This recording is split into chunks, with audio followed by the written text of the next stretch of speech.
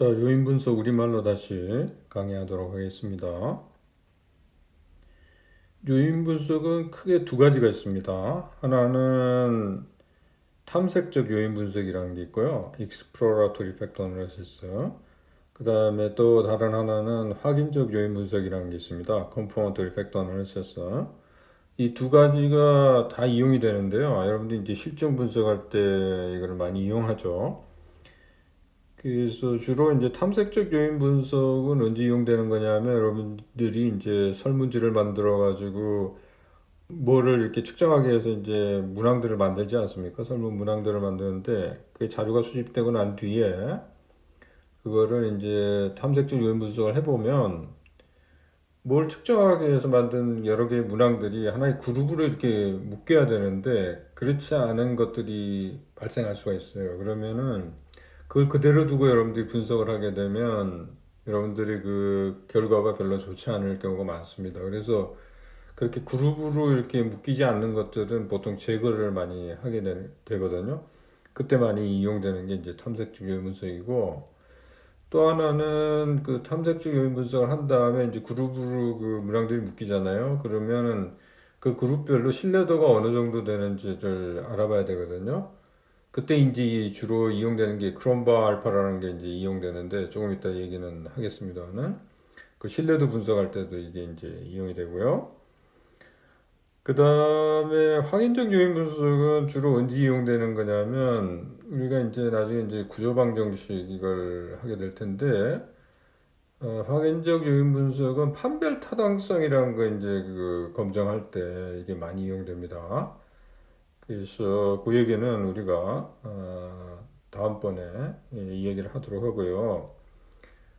탐색적 요인 분석은 SPSS 가지고 분석을 합니다. 근데 Confirmatory Factor Analysis, 확인적 요인 분석은 아모스라는 소프트웨어를 이용을 해야 돼요. 그래서 그건 다음번에 얘기하도록 하겠습니다. 자, 그러면은 탐색적 요인 분석에 대해서 좀 설명을 드리도록 하겠습니다. 그래서 요거는 이제 변수들이 있으면 변수들이 이렇게 그룹으로 좀 묶는데 변수들을 그룹으로 묶는데 이용하는 건데 어떤 변수들이 묶이는지 이런 거 확인하는 데 이용되는 거고요. 그리고 이거는 뭐 일반적으로는 우리가 어떤 변수들이 그룹으로 묶이는지 모를 때 이용하는 건데 근데 사실은 여러분들이 이제 실증 분석할 때는 사실은 예상을 하죠. 어느 게 그룹으로 묶일지. 왜 그러냐면 여러분들이 문항을 만들지 않습니까? 여러 개의 문항을 뭘 측정하기 위해서 만드는데 그게 이제 그룹으로 묶일 걸 예상하는 거죠. 그죠? 그래가지고 해보면 아까도 얘기했듯이 그 중에서 묶이지 않는 것들이 발생할 수가 있어요. 그때는 이제 그거를 빼버리는 것이 좋겠죠. 자, 아까 신뢰도 얘기를 했는데 이제 그룹별로 이게 신뢰도 분석이 돼야 돼요. 그러니까 그래서 문항들이 이제 묶이지 않습니까? 그러면 그 그룹별로 신뢰도를 이제 여러분들이 측정을 해야 되는데 그때 이용되는 게 이제 크롬바 알파라는 값이 이용됩니다. 그래서 크롬바 알파 값이 뭐 0.7보다 크면은 뭐 신뢰도를 확보했다고 이렇게 보통 얘기들을 많이 하죠. 근데 이제 크롬바 알파는 뭐 이렇게 공식은 있습니다. 이렇게 공식은 있는데 이 공식 자체가 별로 이해가 잘 안 되잖아요. 이게 뭐 어떻게 해서 나온 건지 그죠? 근데 요거를 이해하는데 이제 그 도움이 되는 게 뭐냐면 Average Split Half Reliability라는 게 있어요. 요거를 이해를 하면 크롬바 알파가 뭔지를 여러분들이 이해를 하게 됩니다. 그러니까 스플릿 하프라는 건 이제 두 개를 이렇게 나눈다는 뜻이죠. 그 두 개를 나눈 거의 신뢰도의 평균이라는 뜻이거든요. 이게 뭐냐면 예를 들면 변수가 A, B, C, D 네 개가 있다 그럽시다. 그러면 스플릿 하프 이걸 두 개를 이제 쪼개는 거예요. 그러면 이제 두 개씩 묶음이 되지 않겠습니까? 그러면 이 경우에는 몇 개가 가능하냐면 이제 세 가지가 가능하겠죠, 그죠? A, B, C, D, A, C, B, D, A, D, B, C 이런 식으로 나눠질 텐데 이렇게 나눈 다음에 거기서 상관관계를 이제 분석을 하는 거예요. 상관 분석을 하는 거예요. 그래서 상관계수를 그 값을 구하는데 물론 이제 변수가 두 개씩 짝지어졌기 때문에 그대로 두고는 상관분석을 못 해요, 그죠? 그래서 하나를 만들어야 되는데 A, B 묶인 거를 하나의 수로 바꾸는 방법은 평균을 내는 거예요, 두 개. 그다음 CD도 마찬가지 평균을 낸 다음에 그래서 이제 상관분석을 실시하면 상관계수를 얻을 수가 있죠. 마찬가지로 다른 그룹에 대해서도 상관계수를 얻는 거예요. 그래가지고 평균을 구하는 겁니다. 그 상관계수의 평균.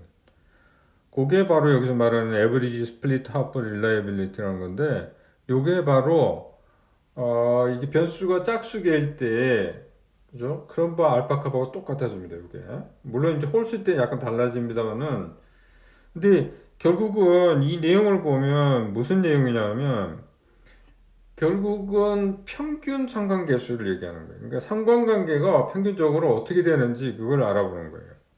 그게 이제 크롬바 알파다 이렇게 생각하시면 되겠습니다. 상식적으로 생각해서 그룹이 묶인다면은 서로 이제 상관관계가 높아야 되는 거 아닙니까? 그래서 그 0.7 이상이면 좋다는 게 이제 그 얘기가 되겠습니다. 그럼 요인 분석의 원리에 대해서 설명을 좀 드리도록 하겠습니다. 그래서 여기 얘는 뭐냐면 지금 5명의 학생이 있고 그 다음에 재무, 마케팅, 그 다음에 인사조직 쪽이죠. 그쪽에 이제 시험 점수들이 있어요. 시험 점수들이 있는데 이걸 가지고 우리가 설명을 한번 해보도록 하겠습니다. 지금 가정을 한번 해봅시다. 그래서 두 개의 요인이 있는데 하나는 버벌, 하나는 퀀터티티브 이렇게 두 개의 요인이 있다고 합시다. 그래서 이 점수들이 버벌하고 그 다음에 퀀터티티브의 함수라고 이렇게 보는 거예요. 그래서 y1, y2, y3를 f1하고 f2의 함수라고 이렇게 만듭니다.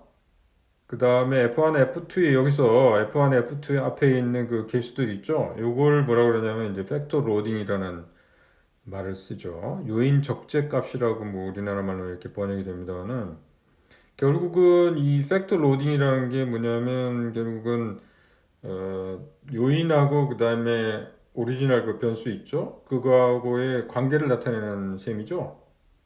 자, 여기서 이제 상식적으로 우리가 생각해 볼 수 있는 게 뭐냐면 재무는 아무래도 F2하고 관계가 많을 것 같죠? 그 다음에 마케팅하고 HRM은 F1하고 관계가 많을 것 같죠? 그러면 그 얘기는 뭐냐면 그래서 B12 즉 그 재무의 경우에 F2하고의 관계가 우리가 양의 관계를 예상을 할 수 있으니까 B12는 그죠? 양수라는 걸 생각할 수가 있죠. 그 다음에 F1의 경우에는 이제 Y2하고 Y3의 관계에서 B21하고 B31의 경우에 이제 양의 관계를 생각할 수가 있겠죠. 그래서 그거를 이렇게 표로 한번 나타내 보면 이 팩터 로딩이라는 거 있지 않습니까? 요인 적재값. 그게 Y1은 이제 재무 점수니까 그죠? 재무는 아무래도 계량적이니까 F2 개수가 양수라는 걸 우리가 생각해 볼 수 있고 그 다음에 Y2하고 Y3는 이제 마케팅하고 인사 조직 아닙니까? 그러면은 그거랑 관련 있는 거는 퀀터티티브보다는 버벌에 이제 더 관계가 많겠죠? 그래서 F1의 경우에 플러스를 예상을 해볼 수가 있겠습니다. 그러면 우리가 그러면 요인 적재값 이거를 그러면 추정을 해야 되는데 이거를 어떻게 추정을 하느냐? 그 식을 보면 아까 F1, F2가 들어간 그 식 있죠. 그걸 보면은 회귀 분석을 실시하면 그 계수를 찾을 수 있을 것 같잖아요. 근데 문제는 뭐냐면 F1, F2 값을 우리가 모르는 거잖아요. 그죠? 그래서 이제 다른 방법으로 찾아야 됩니다. 그걸 위해 가지고 여러 가지 가정을 좀 해야 되는데 에러에 대한 가정하고 그 다음에 요인에 대한 가정을 좀 합니다. 그래서 이게 이제 어디 이용되냐면 우리가 분산하고 그다음 공분선 계산할 때 이용이 되는 거예요. 이 가정이 기본적으로 여러분들이 뭐를 표준화 시키면요. 그 표준화된 변수의 그 분산은 항상 1입니다. 그거는 항상 여러분들이 알아두셔야 됩니다. 그래서 각 변수 y1, y2, y3의 그 분산은요, 가정을 이용해 계산을 해보면, 그래서 각 변수의 분산은 팩터 로딩이라는 거 있죠? 그거의 이제 제곱들의 합, 그렇게 되겠습니다. 그리고 그 제곱들의 합을 커뮤널리티라고 그러죠? 그렇게 용어가 붙어 있습니다. 그러면 이제 그 아까 가정 그걸 이용해 가지고 분산하고 그다음 공분산을 다 계산을 할 수가 있거든요. y1, y2, y3 사이에. 그래서 그거를 우리가 여기서 팩터 로딩 그 기호 있죠? 그걸 써서 테이블을 만들면 이와 같은 이제 테이블이 생기죠. 요거는 그래서 그 이론적인 테이블이에요. 요거는 뭐냐면 실제 우리가 그 스코어가 있지 않습니까? y1, y2, y3. 그 스코어를 가지고 실제 분산하고 공분산을 계산한 거예요. 그래서 결국은 뭐냐면 원리는 뭐냐면 요인 적재값 팩터 로딩을 우리가 찾아야 되는데 요 팩터 로딩을 어떻게 찾냐면 아까 계산한 이론적인 그 테이블이 있었죠. 이론적으로 계산한 그 테이블 분산하고 공분산 그 테이블에 있는 그 값들하고 그 다음에 실제 우리가 자료 있죠? 그거를 이용해서 구한 분산하고 공분산 그 테이블 있죠? 거기에 있는 값들하고 그게 같아지도록 만드는 팩터 로딩을 찾는 겁니다. 그 테이블 두 개 있죠? 그러니까 이론적인 테이블하고 그 다음에 실제 그 자료를 이용한 테이블 그 테이블 값들이 같아지도록 요인 적재값을 찾는 게 되겠습니다. 근데 여기서 한 가지 실제 이제 찾는 법은 조금 이따 설명을 드리고 요인 적재값들이요 달라도 서로 달라도 테이블 값이 같게 나오는 경우들이 있어요. 그래서 이게 여러 가지가 있다는 거예요. 이런 게 그러니까 테이블은 동일한데 이 요인 적재값들이 다를 수가 있다는 거예요. 예를 들면 여기 두 가지 예가 있는데 여기 요인 적재값들이 다르죠? F1의 앞에 보면은 다르잖아요. 위아래가 F2의 아래 위들 봐도 다 요인 적재값들이 다르잖아요. 그럼에도 불구하고 이렇게 똑같은 분산 공분산 테이블이 나온다는 거예요. 그 얘기는 뭐냐면 한 가지가 아니라는 겁니다. 답이 한 가지가 아니라는 거예요. 그럼 그 중에서 우리가 가장 좋은 거를 택해야 되는데 가장 좋은 게 뭐냐? 결국은 뭐냐면 나중에 이제 우리가 보겠습니다만은 요인이 뚜렷하게 구분이 돼야 돼요. 요인이 1, 2가 이렇게 추출이 됐다 그러면 뚜렷하게 구분이 돼야 돼요. 뚜렷하게 구분되는 경우가 가장 좋은 답이 되겠습니다. 그래서 그 다른 값들을 이렇게 찾는 과정을 뭐라고 그러냐면 요인 회전이라고 합니다. 요인 회전. 그래서 팩터 로테이션이라고 그러죠. 그래서 요인 회전 없이 만약에 여러분들이 답을 찾았는데 그게 뚜렷하게 요인과 구분이 된다면 굳이 이걸 요인 회전을 할 필요가 없어요. 근데 만약에 요인 회전을 하지 않고 구한 답이 이렇게 구분이 잘 안 돼요. 요인별 이렇게 차이가 분명히 드러나지 않아요. 그러면 그때는 요인 회전을 통해 가지고 더 좋은 답을 찾도록 노력을 해야 된다는 겁니다. 자, 아까 얘기했듯이 그 이론적인 테이블하고 그 다음에 실제 자료를 이용한 테이블하고 이게 같아지도록 요인 적재값을 찾아야 된다 그랬잖아요. 근데 컴퓨터에서 이용하는 방법 중에 그걸 찾는 방법 중에요. 프린시팔 컴포넌트라는 방법이 있어요.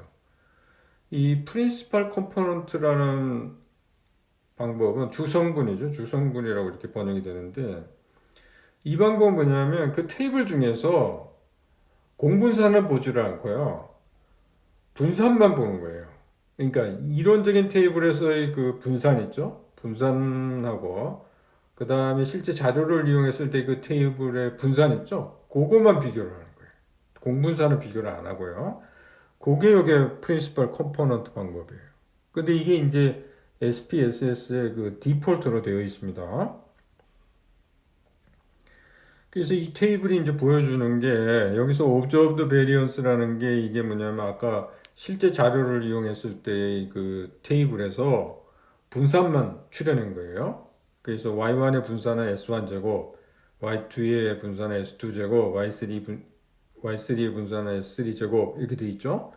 그거랑 그 다음에 이론적인 테이블에서의 분산은 뭐냐면 그 요인 적재값들의 그 제곱한 거 더한 값 있죠. 커뮤널리티라고 아까 얘기를 했죠. 그것들이 바로 분산이 되겠습니다. 이론적인 분산. 그래서 결국은 뭐냐면 여기서 이제 B11, B12, B21, B22, B31, B32를 찾아야 되는데 어떤 걸 찾느냐면 요 커뮤널리티라고 된 거 있죠. 요것이 요쪽에 observed variance라고 된 거 있잖아요. 요거랑 가까워질 수도 만드는, 가까워지게 만드는 요 팩터 로딩을 찾는 게 바로 답이 되겠습니다. 또 하나 여기서 강조하고 싶은 거는 뭐냐면 SPSS에서 이런 거 계산할 때요. 항상 실제 이제 자료 얻은 거 있잖아요. 그거를 표준화 시킵니다. 그래서 아까 얘기한 S1 제곱, S2 제곱, S3 제곱은 모두 1이 돼요. 그러니까 표준화를 시키면 그 분산은 모두 1이 되거든요. 그래서 우리가 이제 나중에 아웃풋에 보면 이것들이 S1 제곱, S2 제곱, S3 제곱이 다 1이 되는 겁니다. 자, 우리가 아까 그 어떻게 요인 분석을 하는지는 이제 보여드렸으니까 요를 이제 그 아웃풋을 해석하는 방법을 배워야 되겠죠? 그래서 여기 아웃풋 보고 우리가 한번 해석을 한번 해보도록 하겠습니다. 자, 일반적으로 보면 여기는 지금 회전이 안 된 것만 나와 있습니다. 근데 아까도 얘기했듯이 회전이 안 됐는데도 구분이 뚜렷하면 굳이 회전을 시킬 필요가 없다 그랬죠? 요인 회전을 시킬 필요가 없습니다.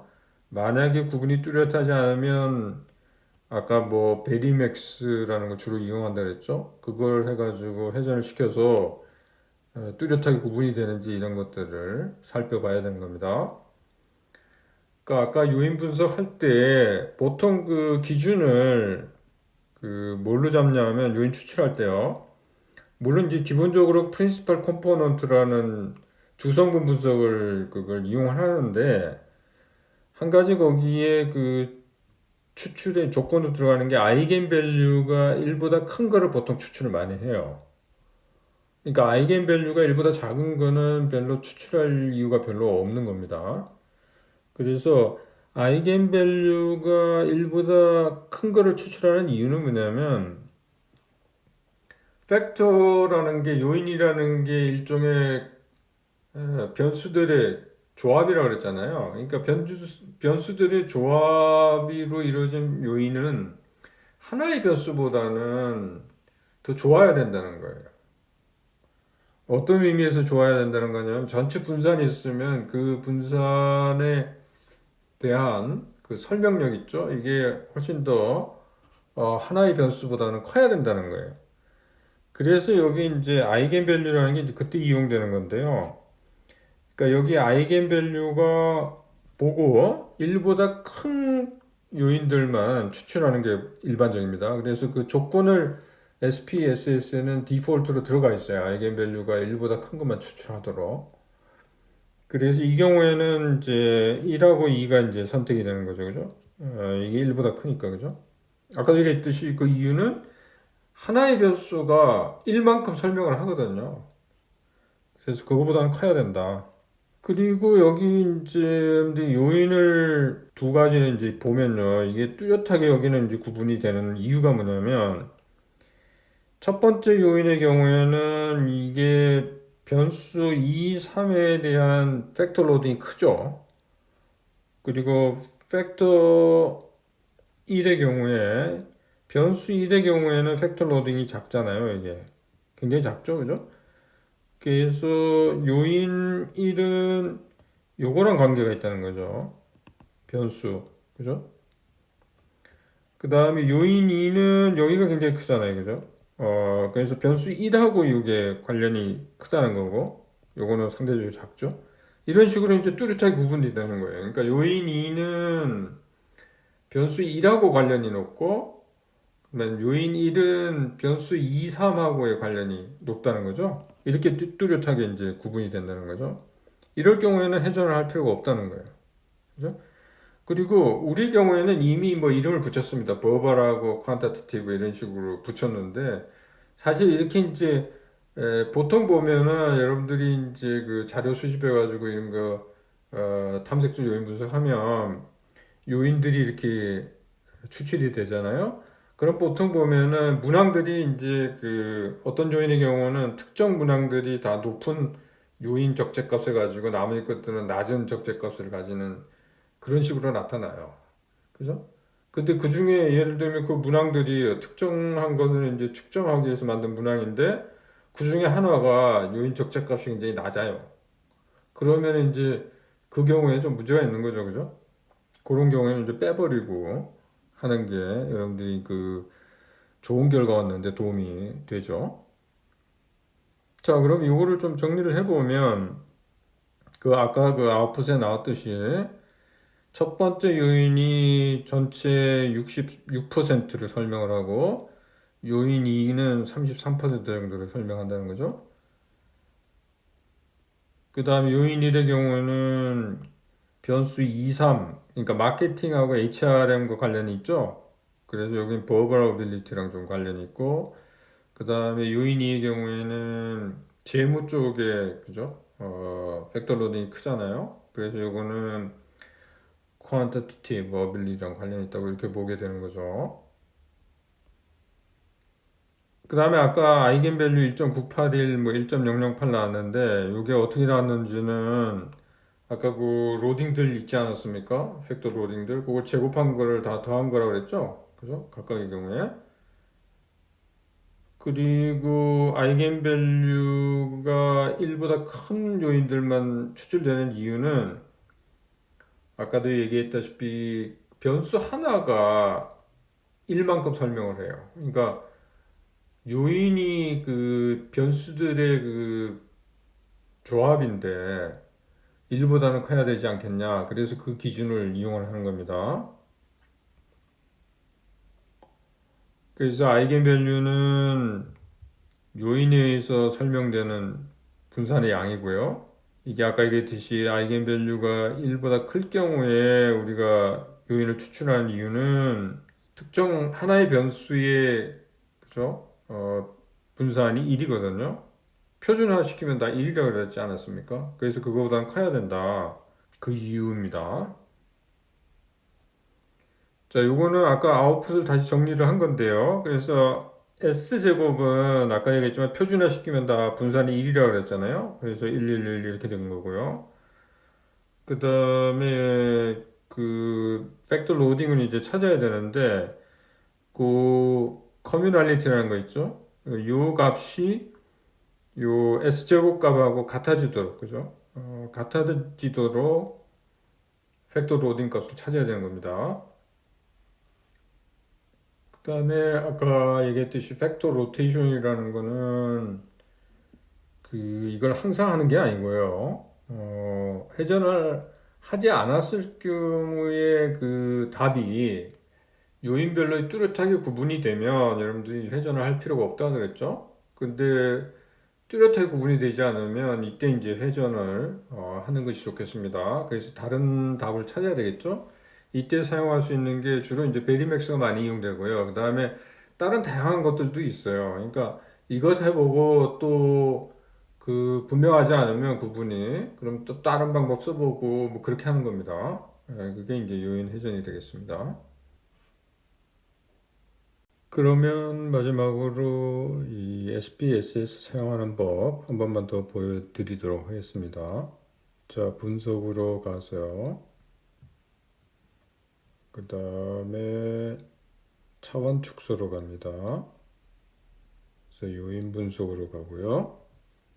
이렇게 오른쪽으로 다 옮긴 다음에 요인 회전을 일반적으로 그냥 베리맥스라고 해놓고 하시면 되겠습니다. 그 다음에 확인을 누르게 되면 결과가 나오는데요. 이게 이제 회전하기 전이거든요. 여기 보면 회전하기 전에 보면 여기 뭐 요거하고 요거는 굉장히 크잖아요. 그래서 변수 1, 3, 5는 크고 근데 요게 좀 애매모호하죠. 요게 0.503 그죠?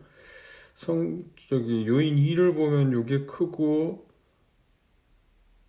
그 다음에 요게 좀 애매모호하잖아요. 그죠? 요런 경우에 요 음식 맛이 어디에 속할지 이게 좀 애매모호한데 이 경우에 이제 회전을 시킨 걸 한번 보면요. 여기 보면 회전을 시킨 거거든요. 이게 베리맥스로. 자, 1번 요인의 경우에는 요거하고 요게 크게 나타났죠. 2번 요인은 요거하고 요번엔 요게 좀 또 분명하죠. 음식 맛이라는 게 요 2번 요인으로 분류된다는 게 그죠? 그래서 회전을 시키면 여기 좀 분명해지는 경우들이 있어요. 그럴 경우에 이렇게 회전을 시킨다는 거고요. 여기 아까 보여드리진 않았는데 분석 가서 여기 가면은 뭐 기술 통계 같은 경우에는 뭐 여러 가지 여러분들이 원하는 거를 채권을 해서 얻을 수가 있고요. 그 다음에 요인 추출에 가면 여기 보면 방법이 이제 주성분이 이게 프린시펄 컴포넌트가 우리가 그죠? 사용하는 방법이고요. 여러 가지 다른 방법이 있습니다. 그 다음에 이게 아이겐밸류 기준을 여기 정할 수가 있어요. 그래서 이 경우에는 디폴트로 1이라고 돼 있죠. 그러니까 아이겐밸류 1보다 큰 것만 이제 추출이 되는 그런 거죠. 그래서 이제 요인이 그렇게 추출된다는 거고요. 자, 1, 3, 5하고 그다음에 2, 4가 이렇게 요인으로 추출됐잖아요. 그러면 신뢰도 분석은 어떻게 하는 거냐면 분석에 가서요. 척도 분석에 갑니다. 그래서 신뢰도 분석에 가면 135의 경우 신뢰도를 알고 싶으면 135를 오른쪽으로 옮긴 다음에 그 다음에 확인을 눌러주면 크롬바 알파 값이 여기 나와 있죠? 여기에 나와 있고 2사의 경우에 신뢰도 분석을 하고 싶으면 다시 척도 분석으로 가서 신뢰도 분석에 가서요. 다 이런 것들은 원위치 시키고 2, 4만 따로 오른쪽으로 옮긴 다음에 다시 신뢰도 분석을 하면 되겠습니다. 그러면 여기 또 크롬바 알파 값이 나오게 되죠. 이런 식으로 진행을 하면 되겠습니다. 자, 그러면 오늘 수업은 여기서 마치도록 하겠습니다. 수고했습니다.